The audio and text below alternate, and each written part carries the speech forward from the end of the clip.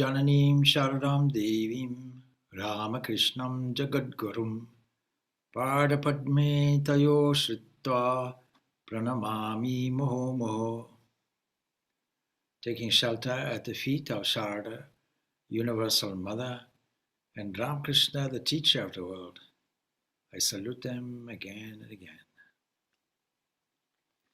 So normally speaking, this slot would be reserved for Swami Vimokshananda's series on life of Holy Mother. And this is not part of that series. This is simply taking up the theme of Holy Mother. And I hope that when Swami Vimokshananda comes back, he will resume his series for you. And so this is more a kind of contemplation on the Holy Mother and motherness of it. And I decided that we could have some questions because Jean McGuinness is an avid student of Holy Mother, among other things. And so she has selected a passage from any literature referencing Holy Mother. And from that, she has some questions. So I'll ask her to repeat the various passages, or at least the purport of the passages, and the questions that might arise from them. So Jean, I'm going to mute myself and ask you to lead the way to start off with. Okay, thank you, Swami Ji. It was the day after Sri Ramakrishna's passing, and Holy Mother was, it's from the book The Holy Mother by Swami Purnananda. So it was the day after Sri Ramakrishna's passing, and Holy Mother was going to take off the bangles from her wrists to put on the widow's garb. The master suddenly appeared and stopped her, saying, "Where have I gone? I have just shifted from one room to another." This vision assured her that her hallowed husband had not forsaken her, and that she was not to dress and behave like a widow as required by social usage. Though the master's ethereal visit so soon after his passing away solaced her to some extent, yet the very idea of her physical separation from him sat heavy on her. With a lacerated heart, she moved out of the Cottspur Garden House after 5 days. She spent little more than a week in the Calcutta house of Balaram Bosch, one of the master's lay disciples, and on the 30th of August, she went out with a group of devotees on a tour of pilgrimage in northern India. Mention may be made here that in Benares, while attending the evening service, she became absorbed in spiritual ecstasy and felt that the master, taking her by the hand, conducted her back to her temporary lodging. Again, in the train heading towards Vrindavan, she saw the master appearing at the window and asking her to take care of a sacred gold amulet that had been given to her during his last illness and that was then on her arm. In spite of these visions of the master, the very air of Vrindavan, charged with the heart-rending pathos of Sri Radha's pangs of separation from her beloved Sri Krishna, worked vehemently on her aggrieved mind. It blew off altogether her dam of patience, and a flood of tears overwhelmed her. Indeed, during the earlier days of her sojourn in that holy place, she seemed to have repeated the excruciating history of her earlier conqueror. Before long, the master appeared before her and said, "Why are you weeping so much? Where have I gone? Here I am." Such repeated contacts with the master on the subtle plane made her feel his constant presence by her side and filled her with the intense delight of spiritual union. One day she lost herself completely in an ecstatic trance when she behaved exactly as the master would have done in that mood. After descending to the normal plane, she said that her identity had, during the samadhi, been merged in that of the master. As a sequel to all these spiritual realizations, a radical change came over her mental outlook. Absolutely free from grief or any painful memory of separation from the Master, she went about visiting temples and behaved in every way like a happy little girl. She seemed to be sailing all the while on an ocean of bliss, and it was not spirit, and it was spirit and not matter that directed her course. At times, carried away by the emotional urge of Sri Radha, she would stray away without anybody's knowledge to the bank of the Yamuna, from where her companions would have to find her out and bring her back. So, Swami, my questions are in regards to these visions. One, what these visions, was it the imagination of the Holy Mother that brought these visions to focus? Was it her tuning into the cosmic mind that made her able to have these visions? Was it something that Sri Ramakrishna did on a subtler plane that meant that she was able to have these visions? Can anyone have these visions in order to comfort them and free them from grief? Thank you.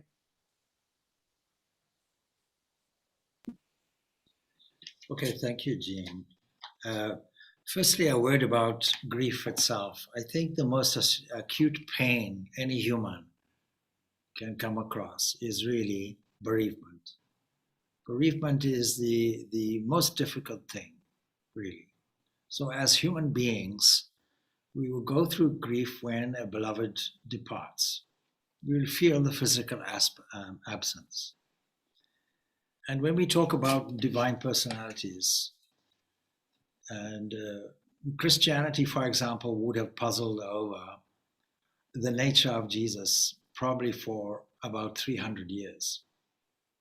And it was only at the Council of Constantine, or the Council of Nicaea, arranged by Constantine, that they managed to resolve a kind of unified position. But still, there were others who might not have that particular understanding. What understanding? The understanding that when the cosmic mind visits us from time to time, that we call a descent, an avatara, an incarnation, along with all the other resources, human resources. The tradition says that the incarnation comes with all their companions, all the divine companions. And in this case, it's not just a companion, it's more than a companion. We'll deal with it shortly.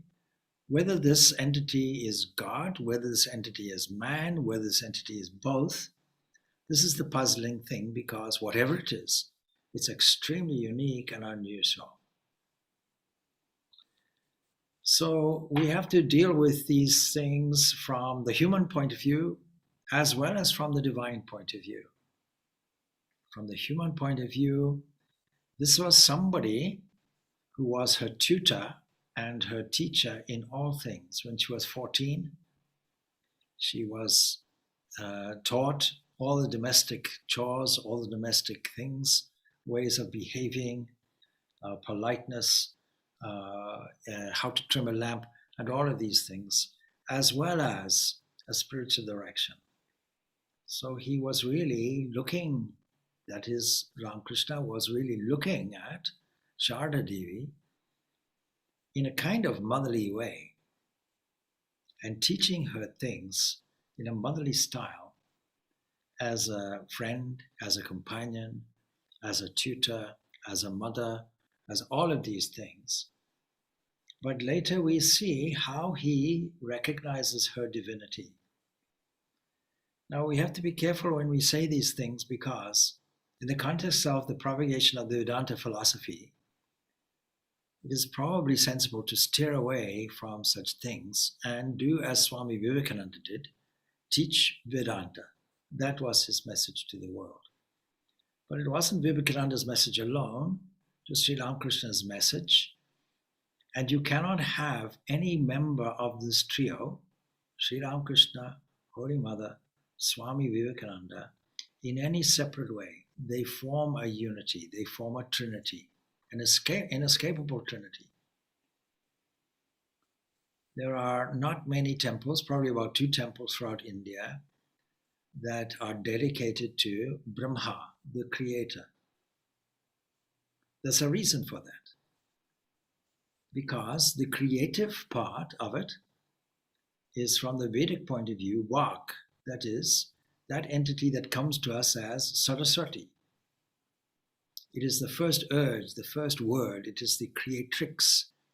And the mother of the whole universe is uniquely placed because from the mother comes the son, that is the creative impulse, that we can call Brahma and many other terms, or the word, or the cosmic mind.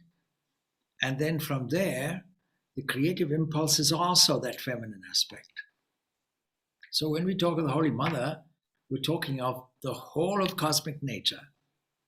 And we're also talking of the power of the cosmic impulse. If Ramakrishna stands in, from a theological point of view, in the position of the cosmic mind, Brahma, that is the creator, the personal God, if you will, then you cannot have any movement without the feminine aspect, without this Shakti, without this great energy pushing and moving forward. And so these are 2 sides of the same coin. And when one is lost, then it's like a loss. It's like half of me has gone. Now, in a normal sense, in a marital sense, that seems to be the case too. In most marriages, in most cultures, in most religions, marriage is a partnership, and the male is the complementary counterpart to the female, and vice versa. That's the ideal of it. In Hinduism, you take this ideal from Rama and Sita. And so that ideal relationship going forward, this is what they had.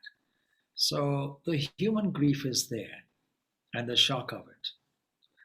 And it is worth noting something very, very important.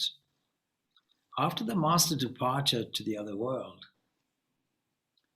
the Holy Mother, now I'm actually reading from a text which gives a few more details from a different perspective by the most revered Swami Purnananda, who was an attendant of Mahapurush Maharaj, Swami Shivananda, but also was a disciple of Holy Mother.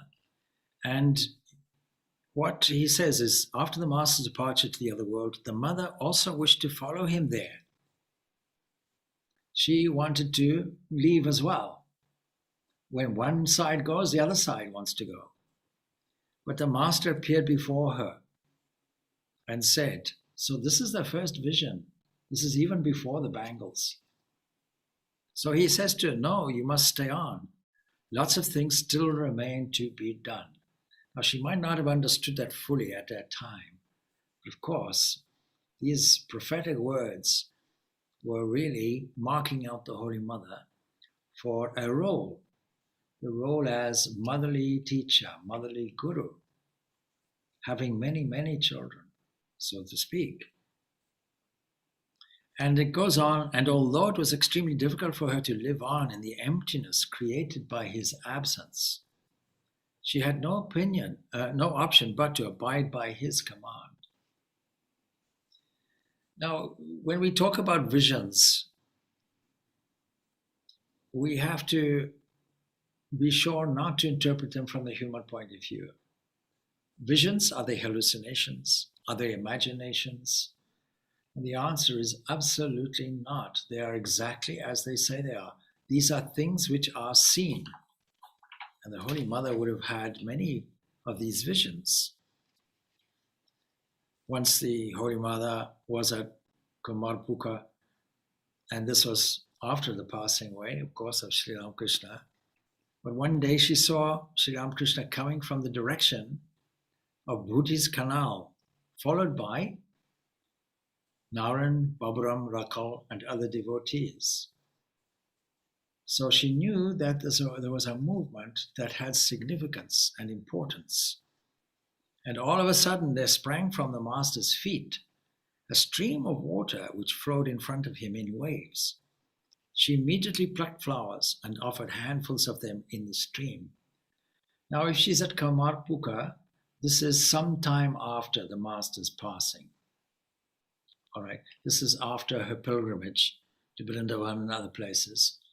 And because of her grief, it was thought by Ramakrishna's devotees to send her on a pilgrimage. But the other thing, of course, is that the Holy Mother had thought that Ramakrishna, maybe he couldn't have visited this place or that place, and she went really on his behalf.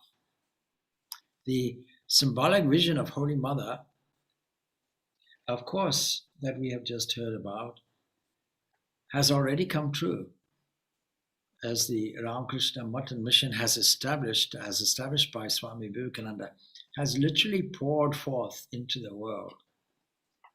This vision of water, this is a prophetic vision. The immense stream of spiritual truths that were taught by Sri Ramakrishna are pouring out everywhere, including through this center. I open my mouth now 7 times a week to give one of these talks and interactive sessions, but there's nothing to do with me. As soon as I think that it is something to do with me, then there will be failures on the horizon, because I've forgotten my own instrumentality in this, and we are all instruments. What we call our life breath is nothing but the divine flowing through us. We have nothing to do with it.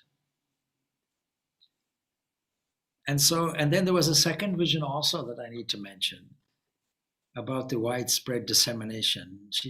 You see, once on a full moon night, as she was sitting above the steps leading to the Ganga, and this was near Nilamba Mukherjee's garden house, she saw all of a sudden the master, Sri Ramakrishna, climbing down the stairs and getting down into the Ganga, when his whole body dissolved into its waters. And then there appeared Narendra, who took that water in his hands and started sprinkling it on innumerable people with the cry, "Glory unto Ramakrishna." And they became at once liberated. And to her mind, this was symbolic, this vision of the wide dissemination of future, or in the future of the spiritual power ushered in by the Master himself. So every event we really have to look at from the point of view of this divine grace pouring through these entities and through the successive organizational structure and through other people and through the modern mind to disseminate this concept of harmony and this profound philosophy that acts as a panacea for all pain and ills and takes people to the highest goal in human life, and that is moksha, freedom. Freedom from pain, freedom from restriction, freedom from boundaries is the most important pursuit, surely, that mankind has. And so this vision indicated to Shardama the great redemptive role of the Ramakrishna mission that it had to play in the future. Swami Vivekananda too corroborated this vision when he made a prophetic statement or declaration on the occasion of the consecration of the Berumat. He said, "The power that will have its rise from here will flood the whole world."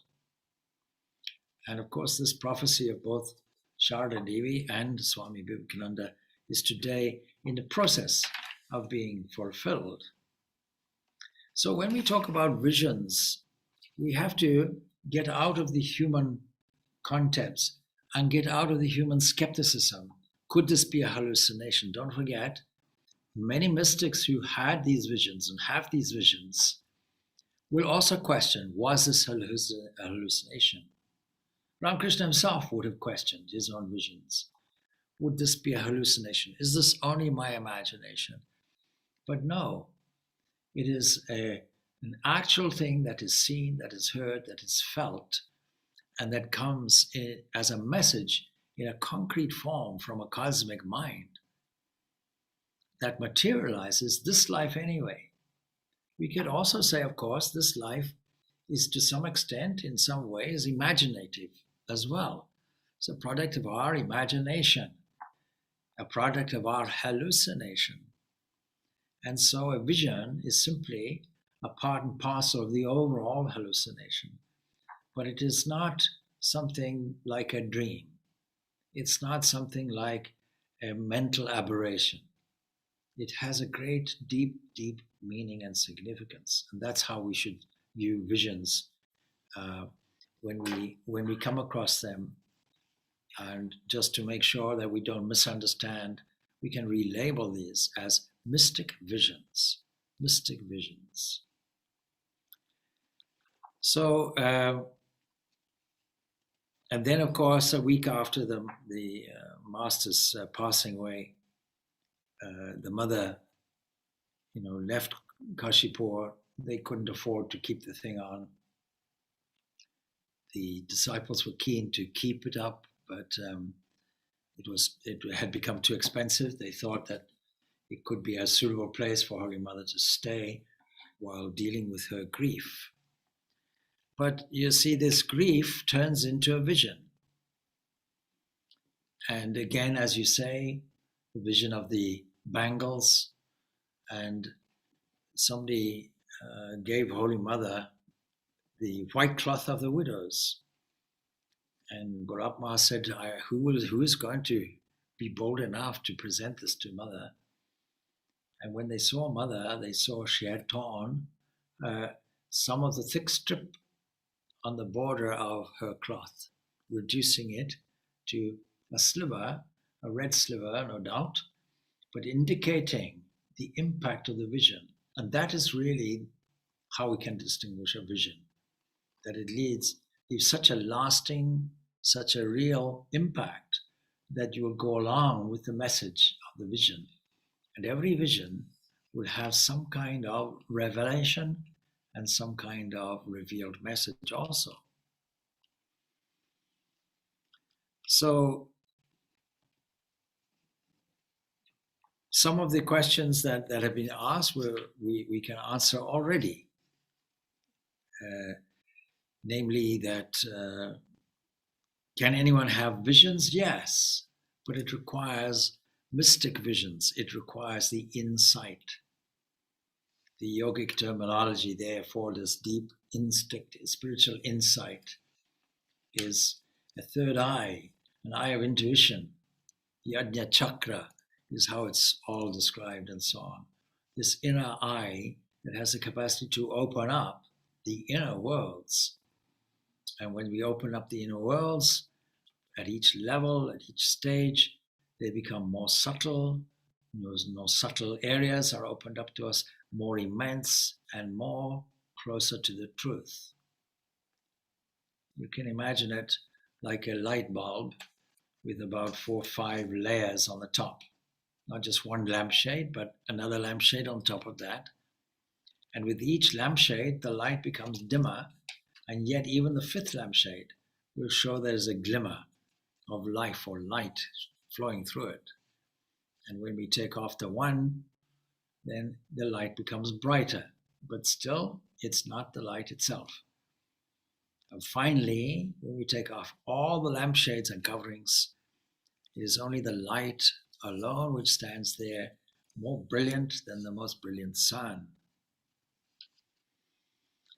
And so it's not a question of trying to have a vision. And the purpose of the visions is not to assuage grief. But the purpose of the cosmic mind, that is Sri Ramakrishna himself, will be to assuage grief, because there's a higher purpose.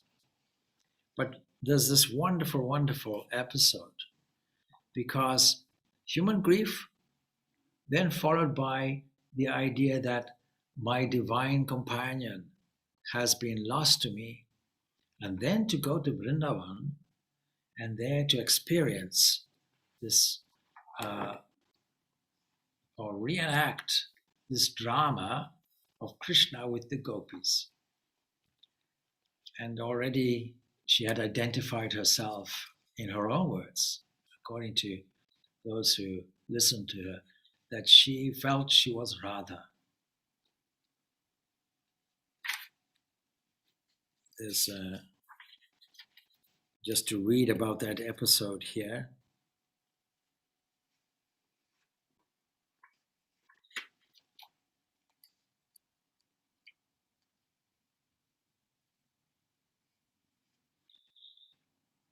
Forgetful of herself, she sometimes walked across the vast sandy shore to the waters of the Yamuna.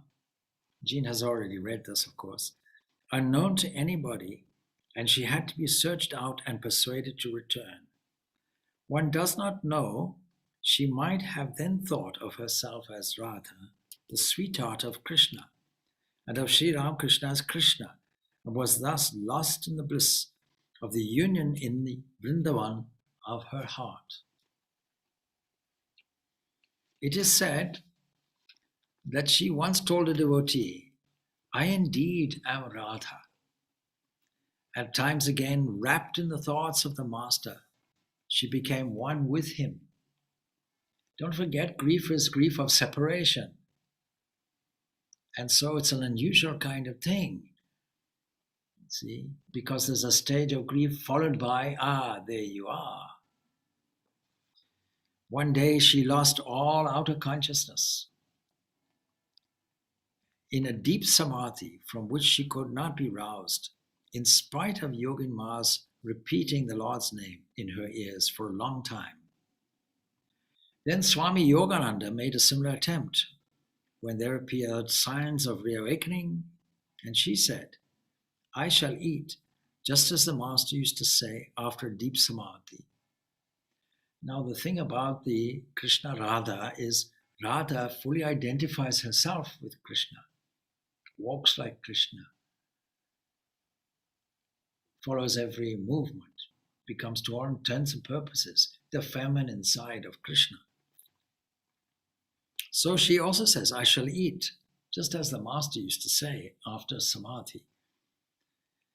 And when some food, water, and betel were held before her, she took a little just like the Master.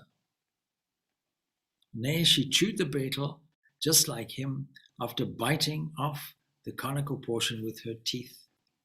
And at that time, Swami Yogananda put several questions to her, to which she replied in the Master's manner. In fact, all her gestures and postures at that time resembled those of the Master. After coming back to the normal plane, she herself admitted that the Master had engulfed her for the time being. What a beautiful transformation. Now the added thing is this. We're also reading not just about an unusual occurrence because of an unusual person or an unusual divine manifestation, but also a clue to assuage our own grief. In other words, when somebody close to us that we love dearly, when the body goes off, when the person dies, they're also just gone to the next room. They haven't departed at all. And the grief really is from those left behind, because the dying person, even a normal, so-called normal dying person, according to the great academic on this, the Dr. Elizabeth Kubler-Ross, who studied this question of bereavement very closely, and she says from her studies that every person who is finally dying, that last moment, has accepted it, resigned to it, and has no fear about it. Imagine. And so what are they doing? They're drifting off into another realm, if you will. I remember in Zimbabwe, somebody from the hospice gave me an interview for publication in the magazine. And they said, so where does somebody go? We were talking about a specific person. Where do you think they are? I said, I don't know. But one thing I do know is they're better off. They're going to a better place, as it were. And you see, they have more reason for bereavement than those left behind. Because as I often say, those left behind are losing one person. But that person who's dying is losing their bank account, their home, their family, their friends, their country, everything. They're losing far much more. Until that moment where they realize, and so this is where our philosophy helps, because every night we have a dress rehearsal for this death. Every night we vacate our personality and we take up the role, multivariate role that we play in dreams. And we vacate it even further, where there's just a peace called a dreamless sleep. And if you want to put it this way, reincarnate again the next morning. So this dress rehearsal is there for death. And there's nothing for us to fear.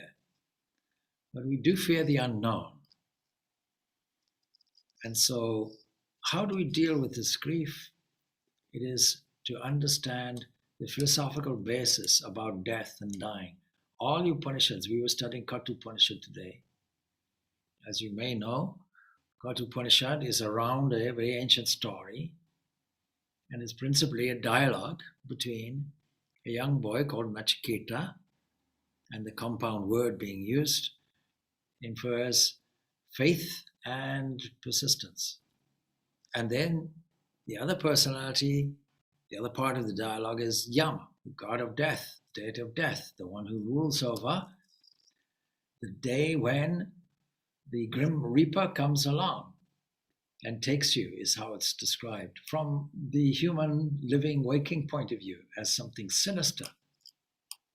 But death, of course, is not sinister. It's just a fact. And it's not the end. It's just a comma. It's not a full stop.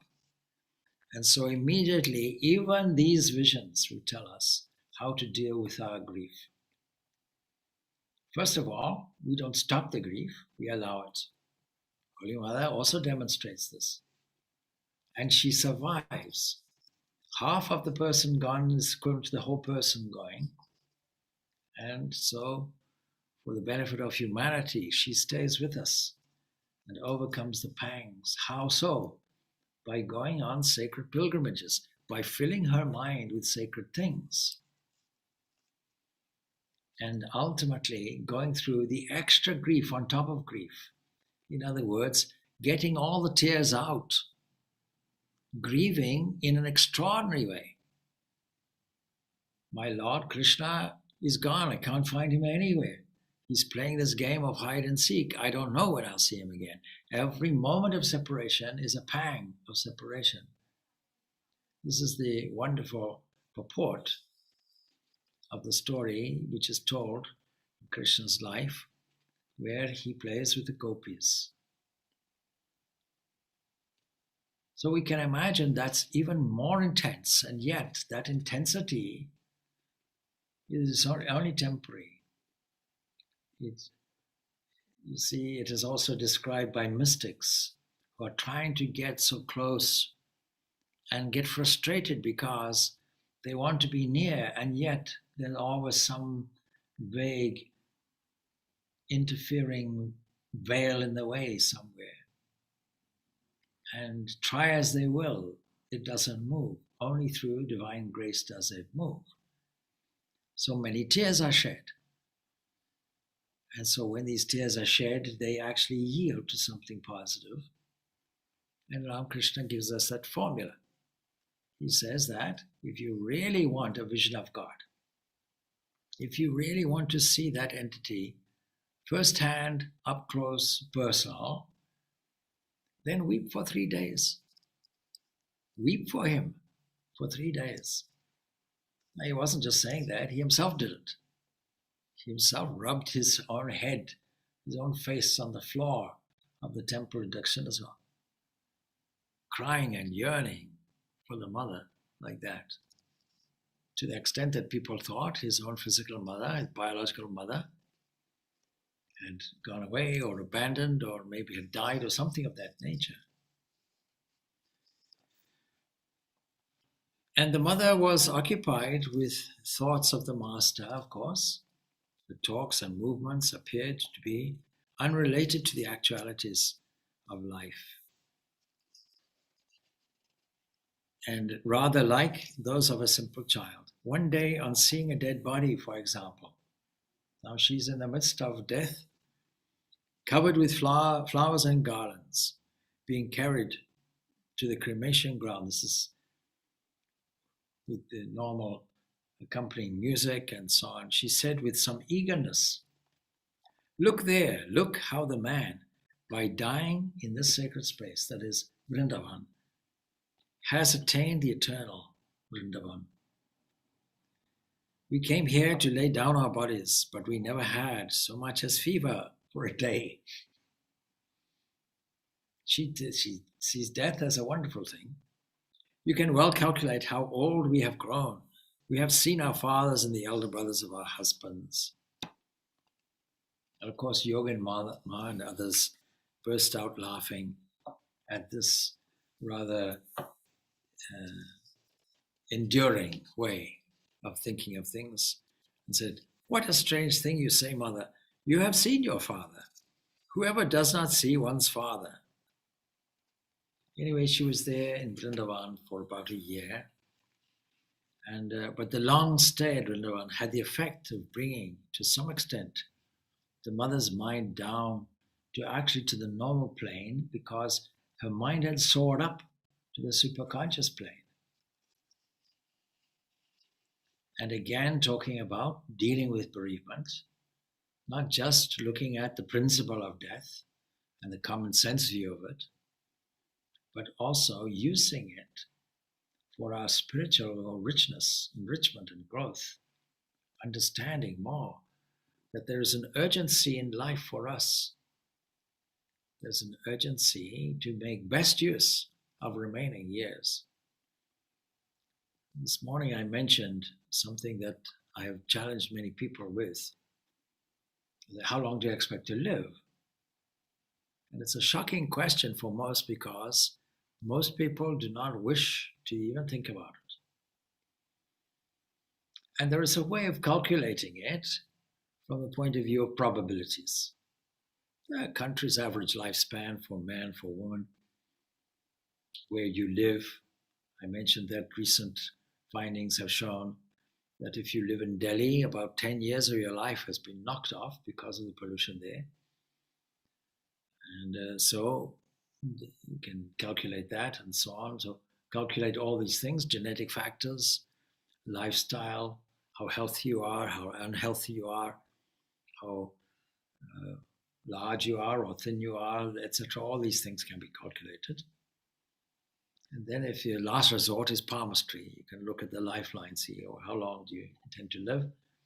There's supposed to be a 100-year lifespan represented on the palm of your hand. But the point is that there's an inevitability about it, but what never mind what you have done, that's gone, you can't change it. But what will you do now and in the future? And the mother's future was very clear. The mother had a mission and was an integral part of the mission, forming, as I say, 1/3, as it were, of a divine trinity. Let's look at the other components. Ram Krishna, the avatar of this age, coming down, is clearly an incarnation of Vishnu. Now you have two members of the Hindu trinity. The last one, Swami Vivekananda, is said to be the incarnation of Shiva. And so you have all three now. You have Brahma, Vishnu, and Shiva. And the idea of a trinity in the Hindu concept is not like the Christian concept. It is modalism. These are modes of the same entity. They're not separate in any way. They're all not just connected, but they're vitally at root the same entity, coming forth, bursting forth, and working in a complete harmony. The Master giving us profound insights, profound jnana, and the possibility of us raising our minds in the mystic way as he did. And then there was Vivekananda, the voice of the message, broadcasting Ramakrishna essentially to the entire world for generations to come. And there's the Holy Mother who tells us in washing the dishes, in cleaning the floors, in preparing vegetables, in looking after kith and kin, we can reach and practice the highest spiritual practices and realizations that are available to us. We don't have to go away. We don't have to live in a cave. We don't have to seek a monastery or a nunnery. None of these things. Our spiritual life is where we stand and what is ever's on our plate is spiritual food. Whatever activity has to be dealt with here and now is the material for our spiritual growth. This is what she taught.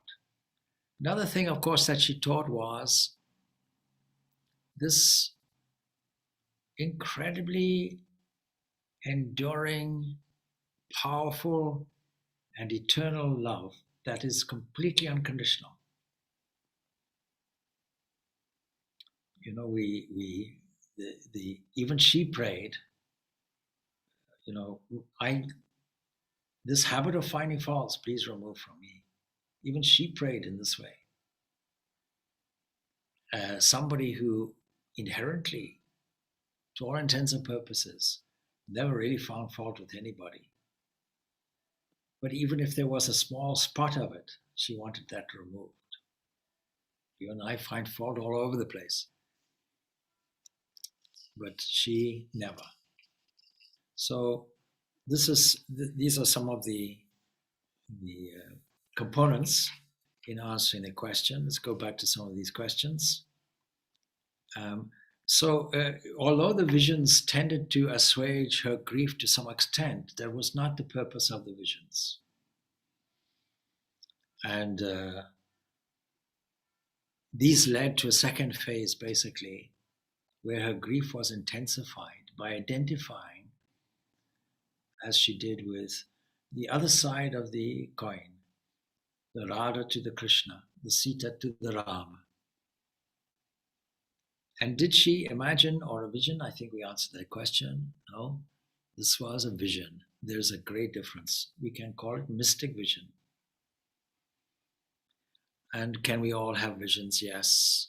But we have to get near. We have to embark on religion in its internal sense. There was a great series of questions asked, and I tried to answer. Obviously, I didn't answer sufficiently because the question was repeated. And what is the difference between religion and spirituality? And Swami Vivekananda was very clear. Religion is realization. And the path of religion starts with a spiritual path. So spirituality comes when we take personal responsibility for our spiritual life and with a yearning heart, with sincerity, with purity of mind, with perseverance, with practice, and with patience, we tread along an internal road, make an internal journey. Prior to that, religion is all external rituals. God is external, somewhere up there, above the clouds. Or God is said to be found in a book. There's a very popular phrase, you see, the Bible says, or scripture says, or something says. Well, we can make a little fun of it, I suppose. If you take a book and put your ear close to it, you won't hear anything. It's not in a book. It's internally, and the book will provide some infrastructure. The book will provide some guidelines, some directions about the principles and the practices, but you have to do the practices. The book won't do it for you. And so when you take that inner road, that is really the start of religion. So we can see how even in the higher states of this samadhi, how the Holy Mother at that moment, of course, there's no grief. Nirvikalpa Samadhi is there. She had to ask, when coming out, where are my hands, where are my feet, those kinds of things, and come back to normal consciousness. Such a rare thing to obtain is this Nirvikalpa Samadhi.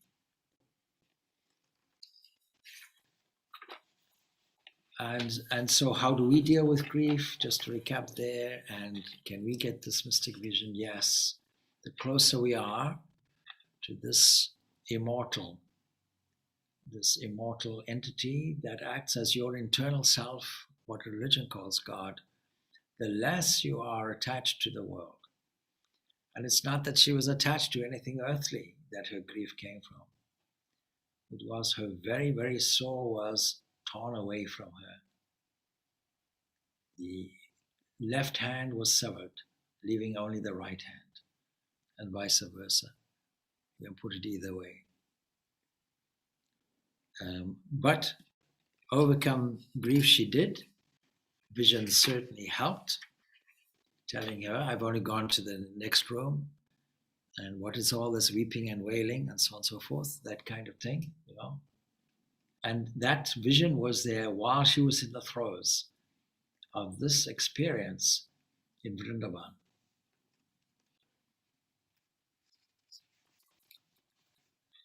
So that we can leave there. I don't want to go too long about that. All right, good. Om Shanti, Shanti, Shanti. Peace, peace, peace be unto all. May the Divine Mother bless us all, is my prayer.